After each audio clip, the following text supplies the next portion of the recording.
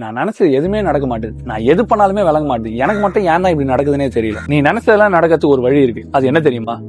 அதுக்கு பேர் தான் லா ஆஃப் அசம்ப்ஷன்.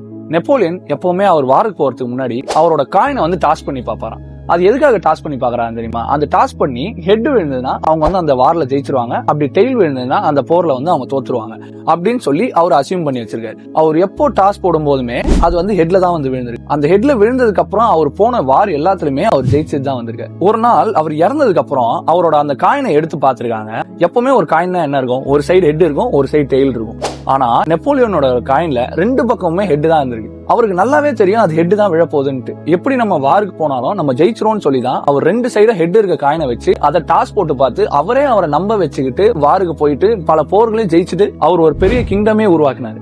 இவர் மட்டும் கிடையாது, இந்த மாதிரி ஜூலியஸ் சீசர், கெங்கிஸ் கான், அப்புறம் அலெக்சாண்டர், இந்த மாதிரி நிறைய பீப்புள் லா ஆஃப் அசம்ப்ஷனை யூஸ் பண்ணி பெரிய பெரிய விஷயத்தெல்லாம் சக்சஸ்ஃபுல் பண்ணிருக்காங்க. இப்ப நீங்க இந்த மாதிரி ஆகணும், உங்களுக்கு வந்து இந்த விஷயம் சக்சஸ்ஃபுல் ஆகணும், நான் வந்து அந்த மாதிரி மாறணும்னு நீங்க நினைக்கும் போது 80% ஆஃப் டைம் வந்து நீங்க அந்த மாதிரி மாறிடுறீங்கன்னு அண்ட் நீங்க எடுத்த விஷயத்துல வின் பண்றீங்கன்னு சொல்லி சொல்றாங்க.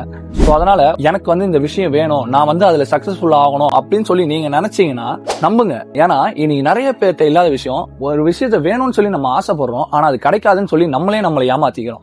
அந்த மாதிரி நம்ம சொல்லி ஏமாத்திக்காம அது கிடைக்கும்னு சொல்லி நம்பினாலே அது 80% ஆஃப் டைம் வந்து நமக்கு கிடைச்சிரும்னு சொல்லி சொல்றாங்க. Every successful conqueror in the history used the law of assumption. So அதனால உங்களுக்கு ஒரு விஷயத்துல நீங்க சக்சஸ்ஃபுல் ஆகணும்னா அது கிடைக்கும்னு சொல்லி நீங்க டிலூஷனால நம்பும் போது தான் அது கிடைக்கும். அதனால நம்புங்க, இட் வில் ஹேப்பன்.